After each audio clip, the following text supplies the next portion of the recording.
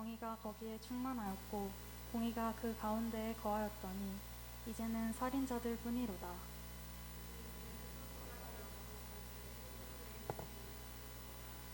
내 고관들은 패역하여 도둑과 짝하며 다 뇌물을 사랑하며 예물을 구하며 고아를 위하여 신원하지 아니하며 과부의 송사를 수리하지 아니하는도다.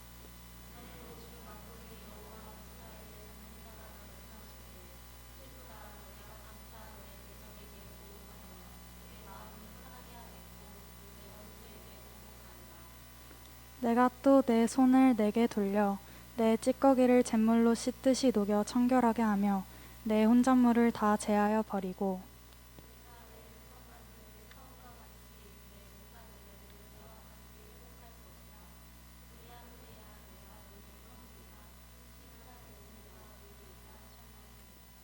시온은 정의로 구속함을 받고 그 돌아온 자들은 공의로 구속함을 받으리라.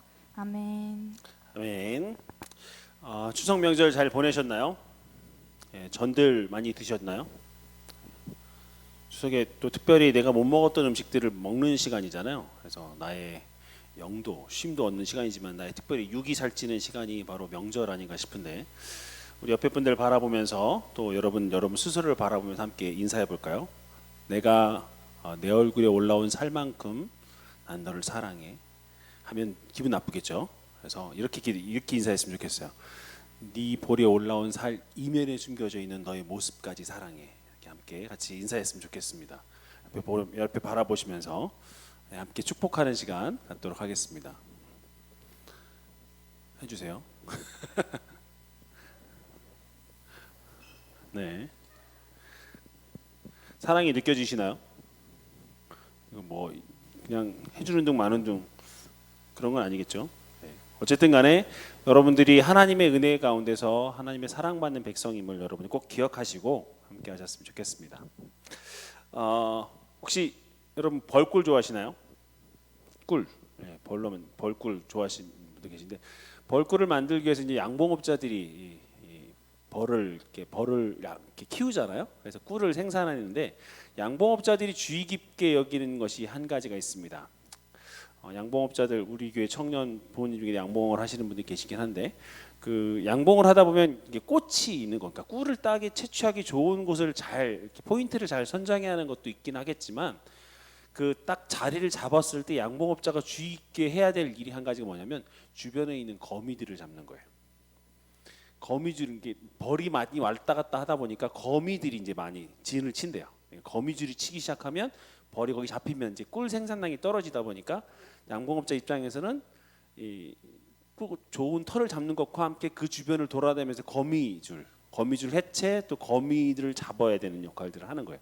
당연히 양봉업자들은 거미 킬러가 되겠죠. 그렇죠? 착착착착 보면 막 해가지고 근데 이제 중요한 건 뭐냐면 이게 한번 딱 치고 나면 거기서 이제 한 몇 달은 이제 있으면서 양봉을 이게 꿀을 모아야 되는데 이 거미들 한번 다 정리하고 그 동네를 돌아다니면서 거미줄 걸린 것도 다 청소하고 왜냐면 거미를 잡았다고 거미줄이 남아 있으면 벌이 이제 거기에 걸려 버리면 큰일 나니까 그래서 어쨌든 거미줄도 청소하고 거미도 다 따라잡아야 되는데 다 때려잡고 다 청소했는데도 불구하고 이제 안심했다 싶은데 어딘지도 모르게 또 한 반 달 지나면 또 온대요. 다른 거미들이 와서 또 치기 시작하고 그 또 벌을 노리고 이런 상황들이 반복돼서 그냥 벌을 키우는 것과 함께 거미줄과 거미를 잡는 일들을 병행하면서 계속해서 해야만 이 꿀벌을 키울 수 있는 양봉을 할 수 있는 이 상황들이 된다라고 얘기하는 거죠. 이게 마치 성경적으로 보면요.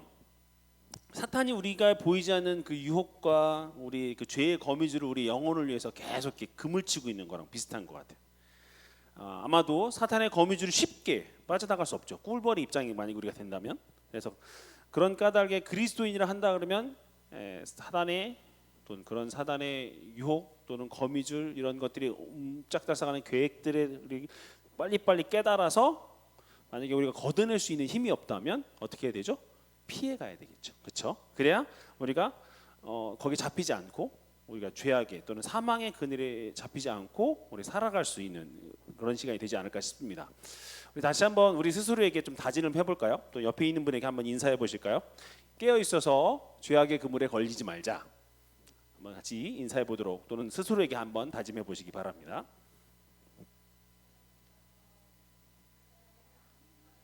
여기만 하는 것 같아. 자, 여러분들 바라보는 여러분들의 세상의 모습은 어떤지 모르겠어요. 여러분들이 바라보는 세상이 깨끗할까요? 아니면 더러운가요? 여러분이 바라보고 있는 세상의 모습은 아주 맑은 깨끗한 환경적인 그런 환경을 갖고 있는 건가요? 아니면 우울하고 막 불편하고 이 어두운 땅, 이 죄악의 땅 어느 쪽이 좀 더 가깝나요? 세상 사람들은 얘기할 때 세상에 죄악이 많고 공의가 사라졌다라고 얘기를 합니다. 아마 그 부분에 대해서는 어느 정도 다 공감하시지 않을까 싶습니다. 우리가 세상을 살아갈 때 세상을 참 깨끗하게 만들고 싶고 건강하게 만들고 싶은데 사실은 대부분이 그럴 힘이 잘 없어요. 능력이 잘 안 돼. 그러다 보니까 그냥 세상이 나한테 직접 피해만 안 주면 뭐 그냥 살아가지 뭐 어쩔 수 없잖아 이렇게 이제 받아들이거나 그냥 약간 나 몰라라 하는 식의 세상을 살아가는 관조적인 태도를 그렇게 보이는 경우들이 참 많습니다. 심지어 그리스도인들 자체도요. 그런데 여러분 꼭 기억하십시오. 여러분이 그렇게 아무래도 세상의 영향권이 여러분 삶에 들어옵니까 안 들어옵니까? 들어오죠. 그렇죠?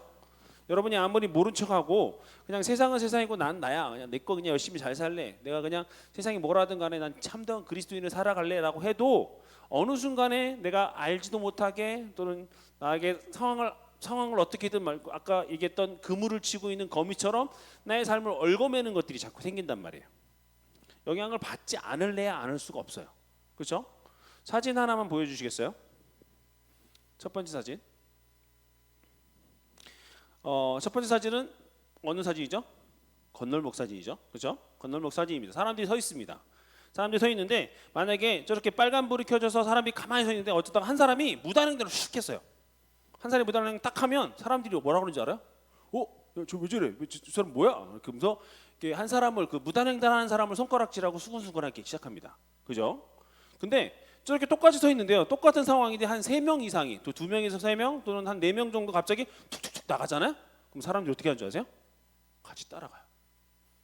한 명 나갈 때는 사람들이 막 손가락질하는데 한 2-3명이 나가면 가는 거야? 그럼 같이 가는 이게 이제 심리학 실험에서 한번 해본 거예요. 심리학 실험에서 실제로 이걸 하면서 그 사람들의 심리를 파악했던 게 뭐냐면 한 사람이면 다른 사람들이 나랑 같이 동일시하지 않는데요. 그래서 약간 손가락질하고 정죄하고 판단하고 하는데 2-3사람 이상이 되면 동조할 수 있는 마음이 생겨서 저 사람도 하는데 뭐 나도 하지 뭐 이렇게 같이 하는 마음들이 생겨서 같이 행동을 한다라고 얘기합니다. 무슨 말이냐면 한 사람이 범죄를 했을 때 야, 쟤 왜 저래? 야, 뭐 하는 거야 지금? 너 똑바로 안 해? 야, 쟤 누가 좀 말려봐. 이렇게 얘기하는데 만약에 여러 사람들이 사기, 도박, 탈세, 도로교통 위반, 위기, 시기, 질투 이런 것들을 다양한 사람이 하잖아요. 그러면 나만 꼭 법을 지키라는 법이 있나? 이렇게 생각한다는 얘기죠. 그게 우리 심리 가운데 있다는 얘기예요. 인간들 심리 가운데. 그래서 한 사람이 뭔가 잘못하면 목사님 제가 저래요 이렇게 얘기했는데요. 다 하잖아요.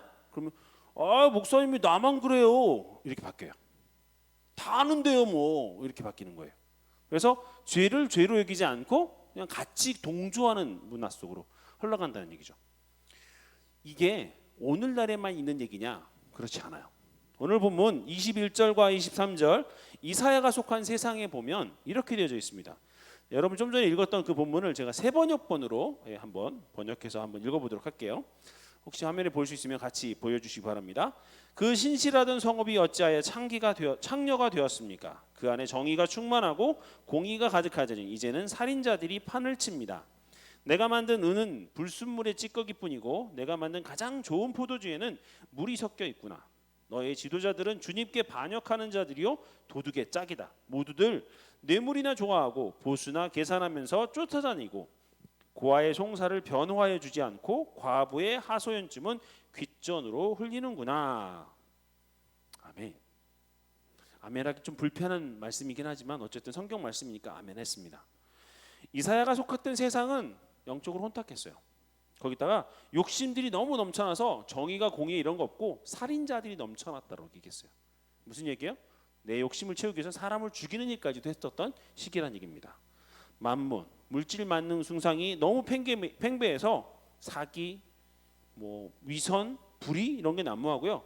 백성의 지도자들은 백성을 돌보는 게 아니라 그들을 통해 자기의 이익만을 챙기기에 바빴어요.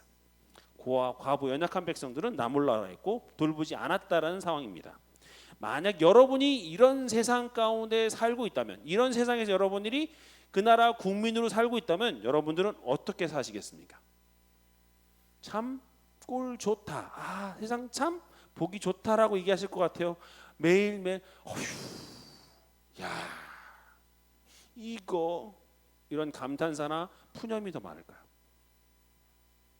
근데 여러분 아이러니하게도요. 아니 사실은 본질적인 얘기긴 하지만 이사야가 살고 있던 시대보다 지금 현재 우리가 살고 있는 시대가 더 깨끗합니까? 더 더럽습니까?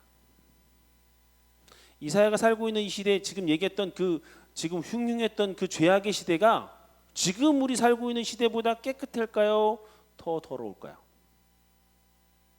사실은 이사야가 살고 있던 시대가 어떻게 보면 더 우리보다 더 깨끗했을 것 같아요. 덜 더러웠어요. 이해된 얘기는 지금 현재가 더 더럽고 더 불의와 더 악함이 차고 있다는 얘기죠. 즉 좀 더 고상하게 표현하면 죄악이 관영한 시대, 성경이 자주 표현하는 죄악이 관영한 시대라고 표현할 수 있어요. 이런 시대 때가 되면요, 사리 분별하기가 참 힘들어요. 뭐가 옳고 그름을 참 판별하기 쉽지 않고요, 진영 논리가 앞섭니다. 이 사람들이 저렇대, 저 사람들이 저렇대라는 진영 논리가 이렇게 앞세워져 있는 거죠. 우리가 요즘 보고 있는 것처럼 진보냐 보수냐 좌파냐 우파냐의 논리가 더 강하지, 이 사람 한 사람의 사람됨에 대한 얘기들이 별로 없어요. 이 사람이 정말 옳게 하나님의 뜻을 갖고 살아가는 게 아니라 몰려다니는 군중 심리가 더 많아지는 시대가 된다는 얘기죠. 또한 죄가 너무 많다 보니까, 죄가 보편화되다 보니까 죄가 죄인 줄 모르고 살아요. 아까도 얘기했던, 횡단보도 얘기했던 것처럼 그냥 다들 죄도 하니까 그냥 나도 그냥 같이 하는 줄 알았어요, 이렇게 얘기해요. 교통경찰이 누군가 잡으면 다 건너가는데 왜 나만 잡아요? 이렇게 하는 거예요. 아, 죄송합니다, 내가 잘못했군요가 아니라 다 건너가는데 하필 죄수없게 나만 잡는 거예요, 이렇게 따지는 거죠. 죄가 너무 많다 보고 범법자들이 너무 많아지다 보니까. 이런 상황이 가장 극심한 예가 뭐냐면 바로 지도자층의 부패와 타락이에요. 아까 얘기했던 이사야에 나왔던 과부와 고아의 신원, 과부와 고아의 고민과 문제를 해결해 주지 않고 그 자기의 권력과 지배 구조를 가지고 그런 연약한 사람들을 보호해주는 게 아니라 도리어 그 사람들을 통해서, 자기 힘을 통해서 부를 축적하고 자기 배를 채우고 백성의 고통은 나몰라라 하는 그런 사람들이 많아지고 있는 것이죠. 이런 세대를 살아갈 때 우리 그리스도인들은 뭘 해야 되냐면, 세상에 보여주는 것, 세상이 말하는 것이 아닌 하나님의 말씀을 통해서 시대를 바라보고 역사를 해결할 수 있는 통찰력과 예지력이 필요해요. 즉 우리는 하나님의 백성이잖아요. 그러니까 이 땅을 살아가면서 이 땅에서 보여주는 거, 발표되는 거, 우리가 말하는 것에 귀를 기울이는 것도 중요하겠지만 그 이면에 담겨져 있는 하나님의 뜻을 파악하는 게 중요하다는 얘기예요.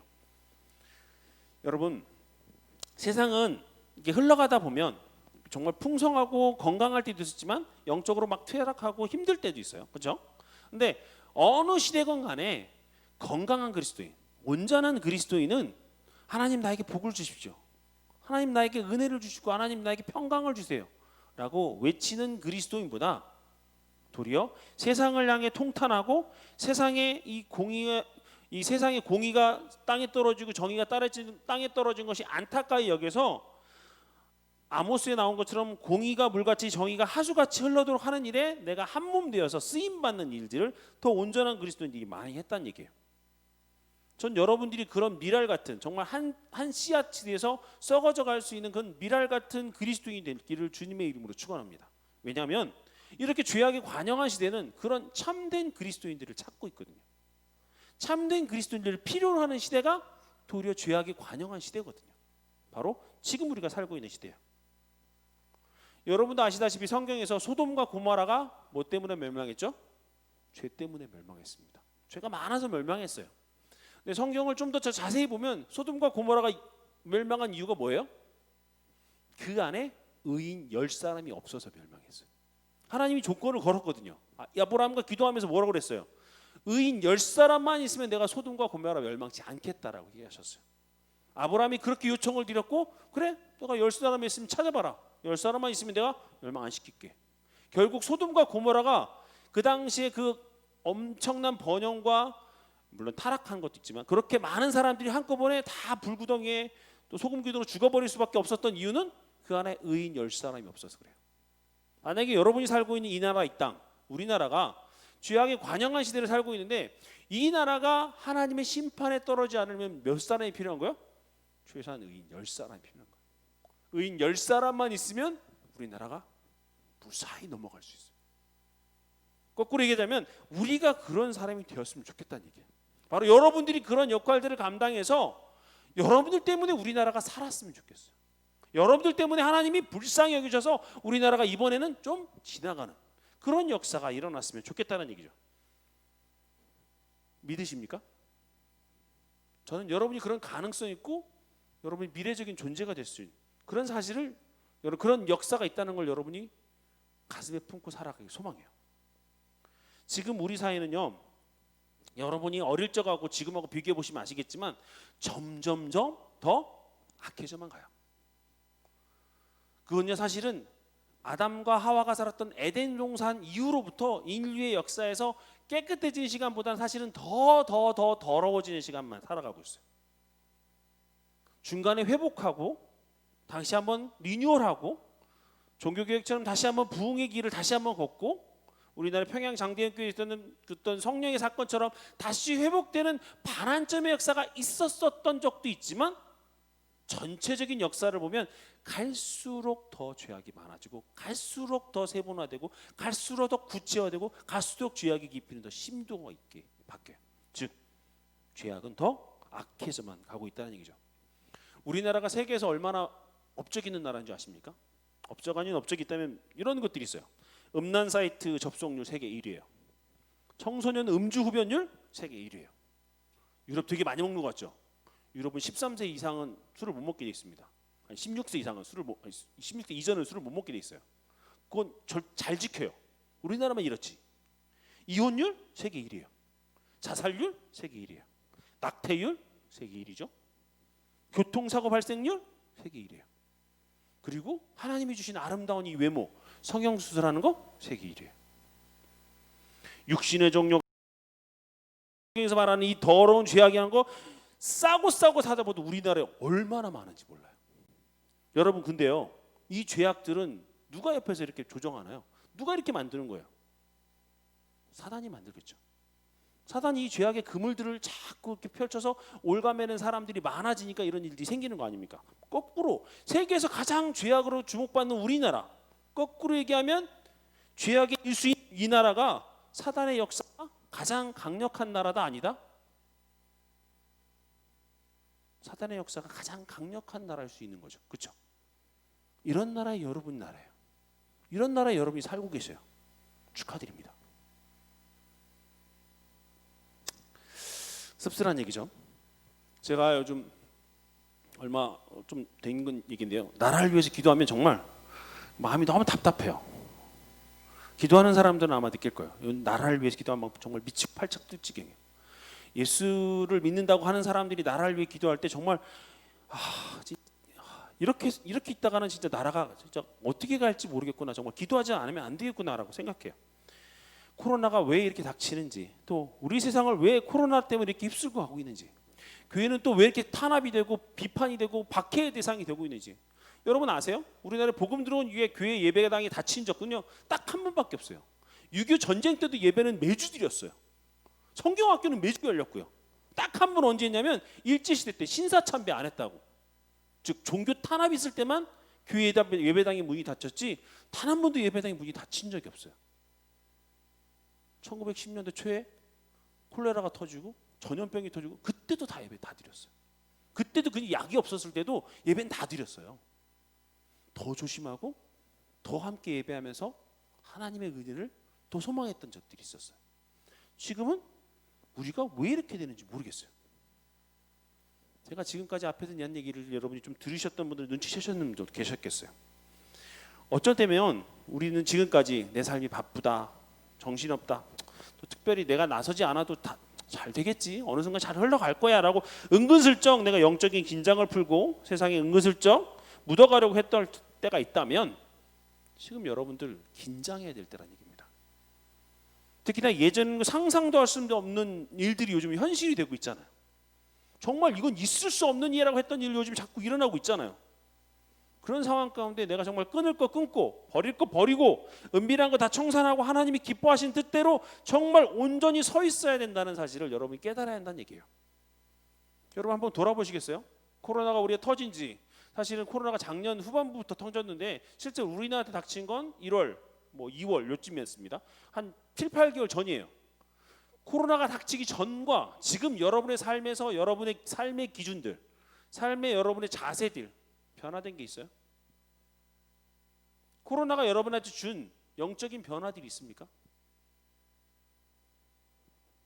만약에 우리가 계속해서 이렇게 정말 버리지 않고 변화되지 않고 깨지지 않고 이렇게 살아간다면 하나님은 여러분 어떻게 하실 것 같으세요? 하나님이 어떻게 하셔야 우리가 정말 끊을 거 끊고 버릴 거 버리고 달라질 거 달라지겠습니까? 간단합니다. 성경에 구약 역사가 다 그래요. 오늘 제가 여러분께 죄 지지 말자, 대선지서 강의 지지 말자 시리즈 이제 첫 번째 죄에 대한 얘기를 여러분과 하고 싶은 건데요.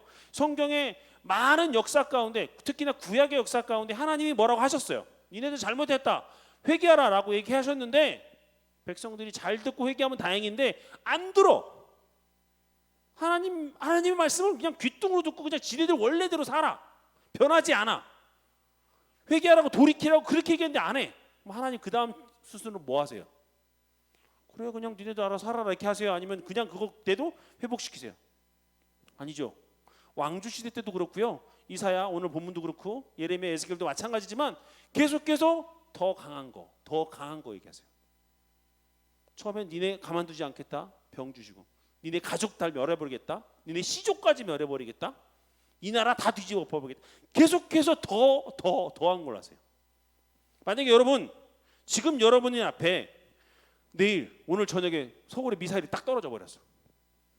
사람들 완전히 난리 나겠죠. 그리고 시장 갔더니 먹을 게 없어. 당장 난리 나겠죠. 그럼 여러분들 그 다음부터 뭐 할 것 같아요?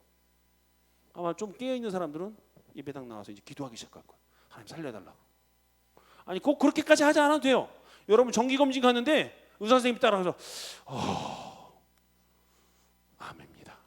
아마 이런 한마디만 해도 여러분 그 다음날 여기서 와서 닭똥 같은 눈물 뚝뚝 떨어뜨리면서 아마 기도하고 있을 거예요.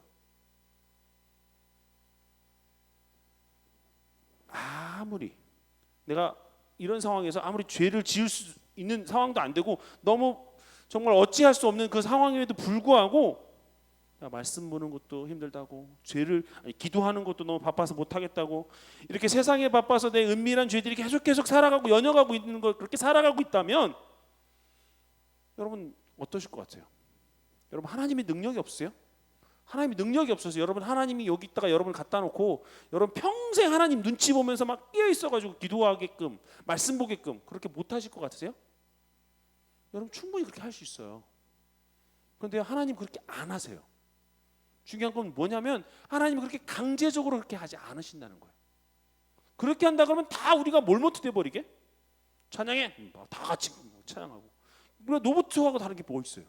하나님 그렇게 안 하시는 거예요. 중요한 건 여러분 그렇게 하나님이 강제로 하지 않는다는 사실을 여러분 꼭 기억하셔야 돼요. 대신 하나님께서 우리에게 주신 게 있습니다. 복음을 주셨어요. 무서운 징계를 통해서야만 사람이 바뀌고 상황에 얽매여서 또는 상황경을 이렇게 쫙 조절해서 삶이 바뀐다고 한다면 하나님은 정말 강제적인 하나님, 강팍한 하나님이 바뀔 거예요. 그런데요, 우리가 하는 하나님은 그게 아니잖아요. 우리가 아는 하나님은 그런 하나님이 아니시잖아요. 그렇다는 얘기는 하나님은 복음을 우리에게 주시고 그 복음이 그 사람의 삶의 환경들을, 역사를, 삶의 자세를 바꾸기를 원하신다는 얘기예요. 여러분 꼭 기억하세요. 여러분 지금 성령의 시대를 살고 있는 여러분들은 복음이 아니면 그 다음엔 심판밖에 없어요. 하나님 복음을 주셨는데 그 복음이 아니면 여러분 심판밖에 없다는 사실 여러분 꼭 기억하세요. 근데 여러분이 알고 있는 복음은 대체 어떤 거예요? 예수님을 믿고 교회를 다니고 그게 복음을 들어서 여러분이 그렇게 하고 계실 거예요. 지금 여러분 이 자리에 예배 나오는 여러분 삶에 예수 그리스도가 여러분의 주인 되심을 고백하고 그 예수 그리스도를 믿기 때문에 이 자리에 나오셔서 예배 드리고 계실 겁니다. 그런데요, 여러분 삶이 그 복음을 들은 이후에도 전혀 변화가 없어. 옛날 똑같아. 그렇다면 여러분 그 복음이 진짜 복음이 아닐 수도 있어요. 여러분이 이전 죄 짓는 삶이 이제 다 지나가 버렸고 이제 말씀을 즐거워하고 예수 그리스도를 통해서 기뻐하는 삶을 살게 되고 거룩하고 선하고 의로운 삶을 살고 있다면 너무나 감사하지만 예수님을 알고 복음을 알고 그런데도 불구하고 내 삶은 전혀 변화가 없다. 여러분은 이상한 복음을 듣고 계신 것 같지도 모르겠습니다. 그렇기 때문에 여러분이 알고 있는 복음, 여러분이 마음속에 있는 그 복음을 한번 점검해 볼 필요가 있어요. 복음에는 여러분 단순히 우리 죄를, 우리가 지었던 죄를 씻는 것만 있는 게 아니고요, 복음의 능력은 다시는 죄를 짓지 않게 하는, 즉 죄로부터 놀라운 승리도 그 안에 포함되어 있는 거예요.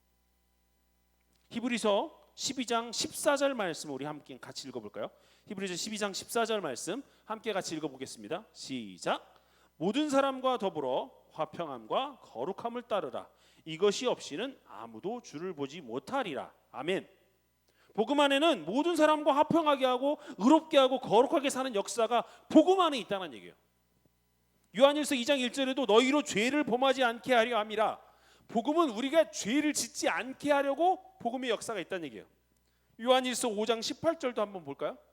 요한일서 5장 18절 함께 읽겠습니다. 시작. 하나님께로부터 다 범죄하지 않은 줄을 우리가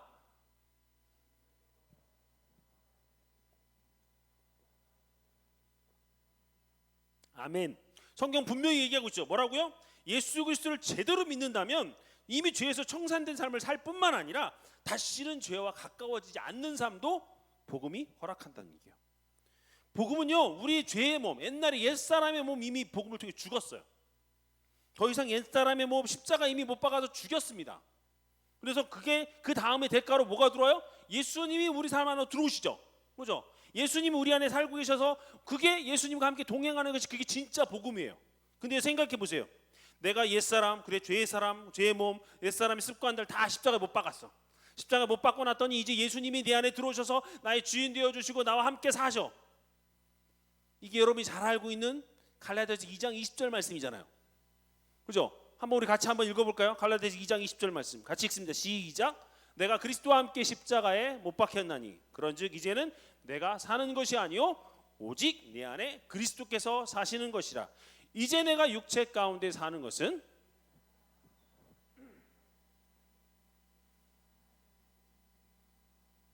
아멘.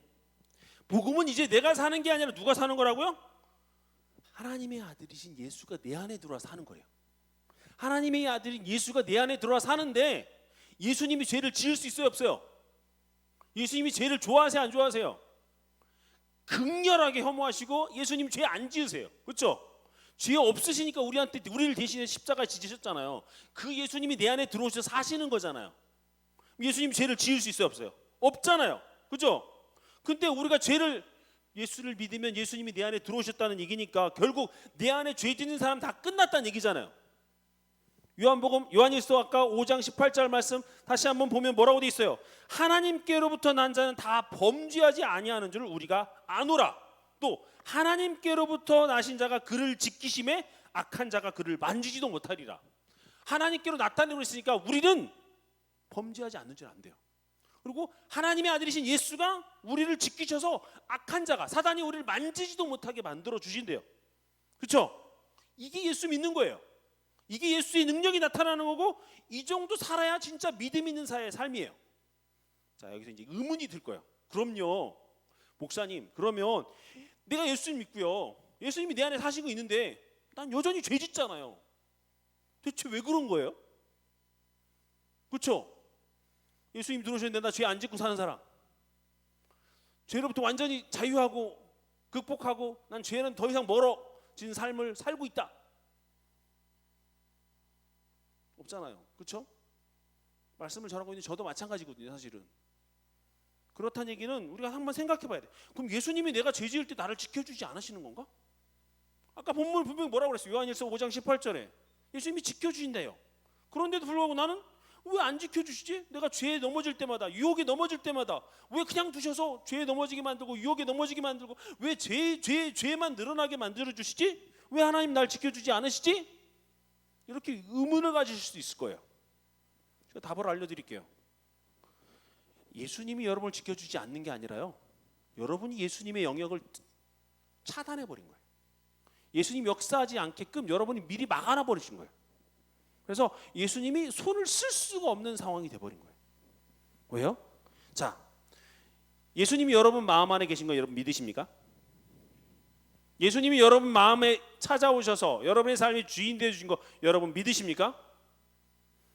그런데요, 그렇다면 여러분이 여러분 마음 안에, 여러분 삶에 동행하시는 예수님을 항상 예수님을 의식하고 사셔야 되잖아요. 그죠? 내가 항상 24시간 자다 깨나 예수님이 내 안에 계시다는 사실을 의식하고 살아야 되는데, 이게 믿음에 맞는 얘기인데요, 예수님을 믿는다라고 설교 시간에 어떤 특정한 시간에 고백하는 시간이 되면 예수님이 내 안에 계시지, 주님이 나 안에 계시니까 난 너무 기뻐, 난 예수님의 형제, 너 하나님의 자녀야, 이렇게 막 기쁜데 평소의 삶에서는 예수님이 내 안에 계신지를 몰라. 아침에 버스 탈 때, 학교 갈 때, 직장에 출근할 때 예수님이 나와 함께 계신다라고 매 순간 느끼고 사시는 분 계십니까? 아니잖아요. 어떤 특정한 시간대만 예수님이 내 안에 계신 것처럼 느끼지, 평소 땐 예수님이 계시지 않는 것처럼 살아가고 계시잖아요. 그러다 보니 자꾸 예수님의 존재가, 예수님의 삶이, 예수님의 능력이 내 삶에서 드러나는 게 잊혀지는 거예요. 그러다 보니까 죄에 대해서, 특히 회개함에 대해서 정확하게 인식을 못해요.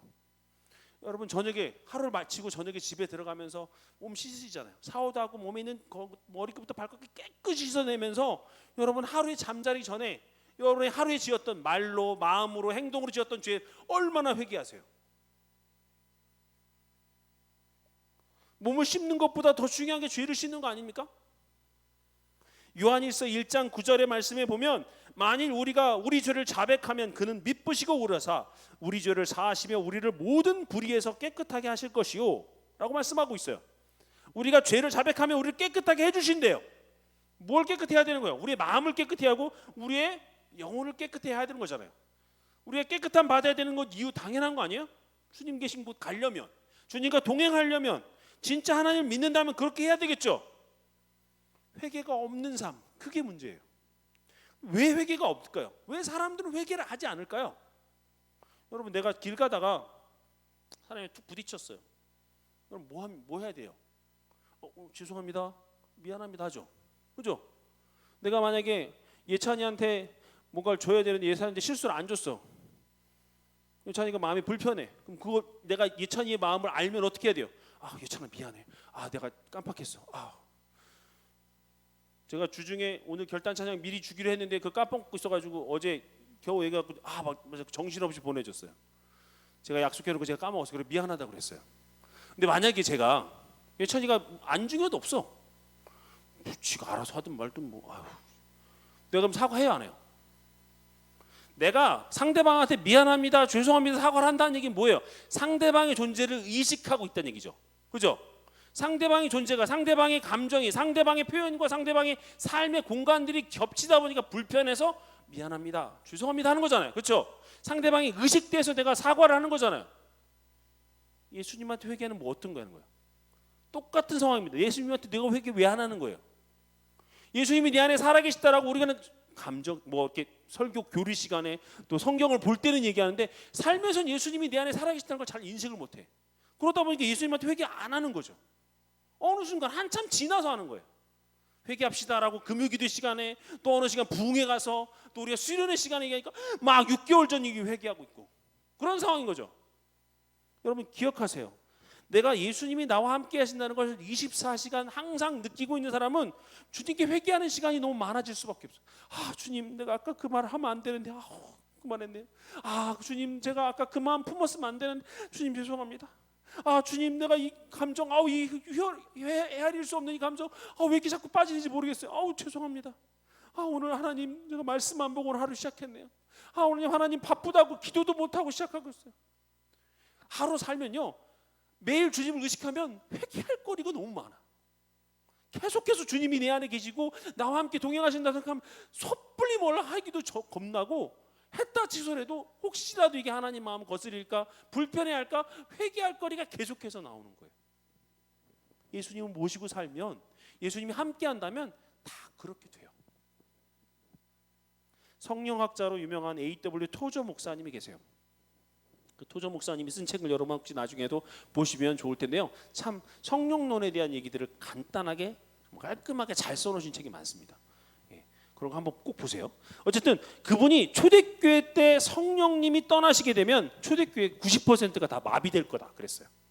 왜냐하면 초대교회 사역 중에 90%가 다 성령님이 하신 사역이거든. 근데요, 토저 목사님이 이런 얘기 하셨어요. 현대교회에서 성령님이 떠나시면 현대교회는 10%만 마비될 거다. 왜? 이유가 뭐냐면 현대교회는 자기들끼리 뭐예요? 자기들끼리 회의하고 자기들이 좋은 대로 해요. 그러니까 자기를 예배를 드려도 교회를 행사를 해도 봉사를 해도 다 자기들끼리 하는 거야. 성령님이 계시는데도 계신지 모르고 성령님이 떠나시는데도 전혀 문제가 없어. 교회가 성령님이 계시는 공간이어야 되는데 성령님이 안 계셔도 교회 생활은 돌아가요. 교회 환경, 교회 행사는 돌아가는 것을 보면서 A.W. 토저 목사님이 그렇게 얘기하고 있다는 얘기예요. 성령의 역사만 없을 뿐이지 교회 생활하는 데는 아무 지장이 없다라고 얘기하는 거죠. 여러분, 근데요, 예수님을 항상 느끼는 사람 눈에는 보여요.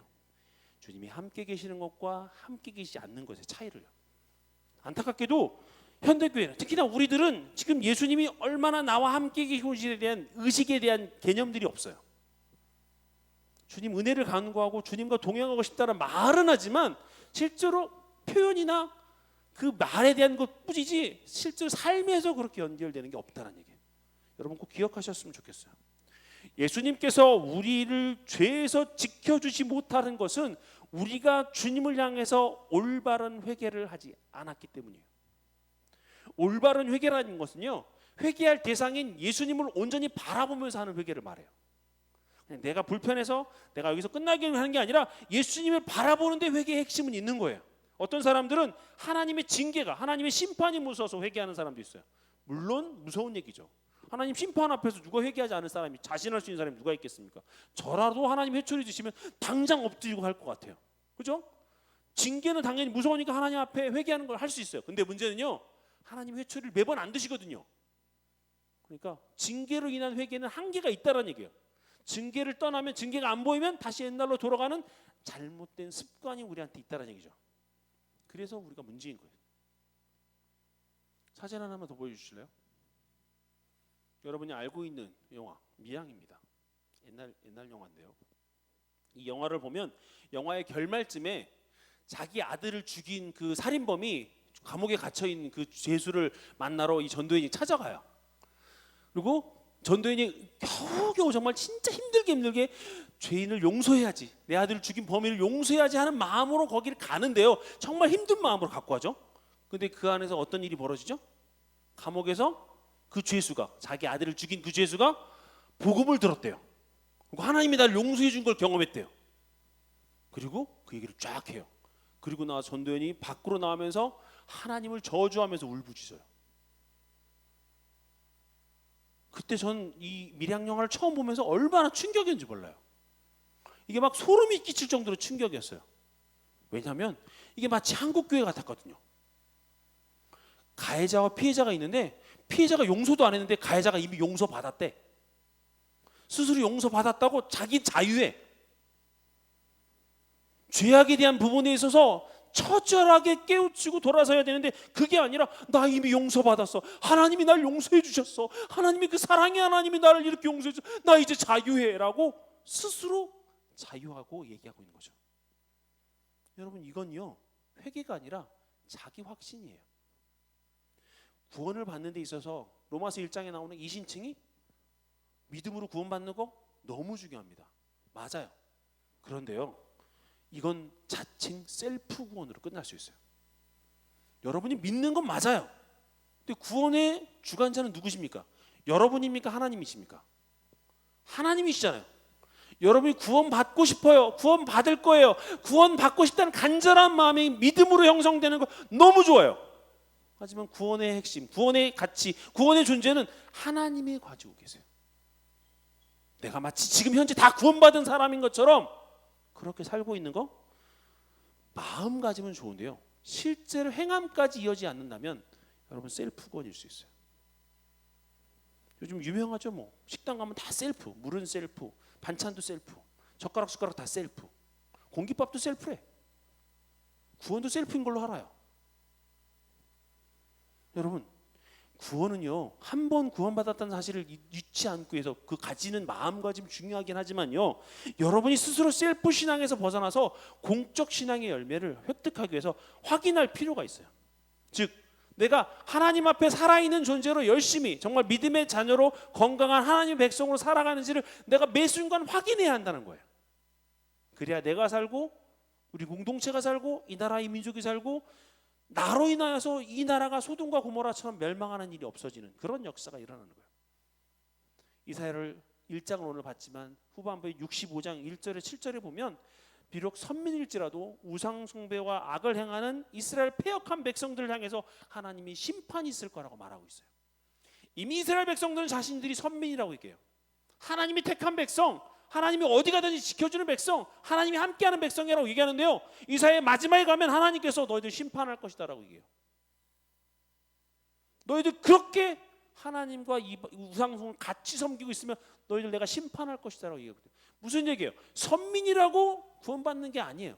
그렇게 자기들이 믿었다고 해서 구원의 역사가 일어나는 게 아니라는 얘기입니다. 선민이라고 하지만 자기 삶의 방식과 구원이 거리가 영 멀게 살고 있다면 종교적 외식주의에 빠진 거예요. 위선에 빠지고 있는 것이죠. 그런 선민 이스라엘 향해서 하나님의 경고의 메시지는 분명합니다. 이사야 65장 3절의 말씀에 보면 산에서 제사하며 벽돌 위에서 분향하여 내 앞에서 항상 내 노를 일으키는 백성이라 되어졌어요. 이게 무슨 선민을 향한 말씀이에요. 저주를 뿜고 있는 하나님의 말씀인데 이스라엘 백성들은 혼합적인 믿음을 가지고 있어요. 자기들이 선민 의식은 있었는데요, 그것만 가지면 좋은데 거기에 우상들을 심겼어요. 같이 병행했어요. 그 마음자리 한켠에 우상들을 잡아놓고 선민의식, 하나님의 사상과 우상을 같이 견주어 살아가고 있어요. 내가 그리스도인인데 그리스도인의 삶의 방식을 하는 게 아니라 내 마음은 그리스도인인데 행동은 세상 사람들과 똑같이 행동한 거는 우리의 모습과 너무나 닮아있는 모습이죠. 하나님을 믿어, 하지만 세상 사람과 똑같이 거짓말하고, 하나님을 믿어 라고 하지만 세상의 경쟁 사회에서 똑같이 시기와 질투 경쟁하며 살아가고, 나만 괜찮으면 돼, 나만 이환우 넘어가면 괜찮아 라고 하면서 하나님을 믿는 사람인데도 불구하고 세상 사람과 똑같이 위선과 거짓과 약탈과 시기와 질투를 행하고 있다면 여기 표현하고 있는 이스라엘 백성들과 우리가 뭐가 차이가 있겠냐는 거예요. 그런 이스라엘 백성들을 보면서 65장 하반절에 보면 이런 자들은 내 코에 연기어 종일 타는 불이로다 라고 해서 하나님의 진노의 불을 뿜고 계세요. 여러분, 선민이라고 해서 마음대로 사는 거에 대해서, 우상 숭배를 하며 사는 거에 대해서 하나님이 욕망의 제동을 걸고 계시는 거예요. 사랑하는 여러분, 이젠 진짜 일어나야 될 때예요. 깨어 있어야 될 때예요. 신앙이란 결코 말장난이 아닙니다. 더 이상 교회에서 말장난은 통하지 않습니다. 나의 삶을 주관하시는 하나님 앞에서 우리의 말장난 같은 신앙은 통하지 않아요. 신앙은 정직한 삶의 기록으로 이어지고 그것이 계속될 때 이어지는 오랜 시간의 역사가 내 신앙이 되는 거예요. 단 한 번의 사건이 아니라. 그렇게 할 때 하나님께서 그렇게 살아가는 백성들에게 구원을 약속하세요. 기억하시기 바랍니다. 우리의 구원은 그저 얻어지는 게 아니에요. 우리가 구원을 받았다고 하면 받았다고 했는데도 불구하고 여전히 죄악 가운데 머물고 있고 죄악을 청산하는 시도조차 하지 않고 있다면 그것은 죄에 지고 있는 삶이에요. 죄악을 내 안에 살고 있는, 이 내 죄 안에 있는 것들을 코로나로 인해서 깨트리고 다시 한번 건강하게 만들고 하나님께서 원하신 것이 무엇인지를 찾으려고 노력하고 그렇게 깨어 있어야 되는 시간이 필요하다는 것입니다. 이제 우리 모두가 참으로 신실하게 하나님을 믿을 때예요. 머리만으로 믿어지는 게 아니라, 다른 번의 사건으로 믿어지는 게 아니라 10년 전에 믿었던 그 믿음만으로 지금 계속 우려먹고 사는 게 아니라 우리 시대에 하나님을 경시하고 하나님을 멀리하게 만들고 있는 이 만몬과 아세라 유혹과 세상의 강한 물결에 흔들리지 않고 이 세상에 하나님께서 남겨준 삶의 구루터기처럼, 정말 삶에 남겨진 자들처럼 이 땅의 삶을 살아내셔야 돼요. 그러니 당연히 힘든 거 고난이 찾아오겠죠. 어려움은 찾아오겠죠. 그럼에도 불구하고 우리는 그 죄로부터 살아내기 위해서 우리의 삶을 다시 한번 하나님이 원하시는 기본으로 돌리고 더 강건하게 붙잡고 나아가야 한다는 얘기예요. 그게 무엇입니까? 아무리 성경을 다 뒤져보고요, 아무리 좋은 책을 찾아봐도요, 하나님께서 원하시는 건 딱 두 가지예요. 뭐예요? 말씀과 기도. 그것밖에 없어요. 세상에 좋은 참고서가 아무리 잘 나오고 세상에 경건서적이 아무리 많이 나와도요, 모든 책, 모든 성경, 모든 본문에 나오는 건 하나님이 원하시는 건 딱 두 가지예요. 말씀과 기도. 이게 가장 중요한 거예요. 하나님의 말씀을 즐겨 읽고 행하기를 힘쓰고 하나님의 뜻인지 무엇인지를 알기 위해서 매일매일 노력하고 애쓰는 거, 가장 기본에 충실한 삶, 이게 필요한 거죠. 그래서 우리 청년부가 내일부터 시작하잖아요. 방구석 묵상 10분 성경 말씀 묵상하시고 10분 기도하는 거. 사실 어느 목사님 얘기처럼 하루에 1시간도 기도하지 않으면, 어느 목사님 말씀처럼 하루에 11조도 기도하지 않는 게 무슨 그리스도인이냐고 얘기했던 것처럼, 우리가 거기까지는 못하겠지만, 지금 그렇게 하라면 좋겠지만 거기까지 못한다면 최소한 10분 말씀 묵상 10분 기도라도 해야죠. 그게 시작이에요.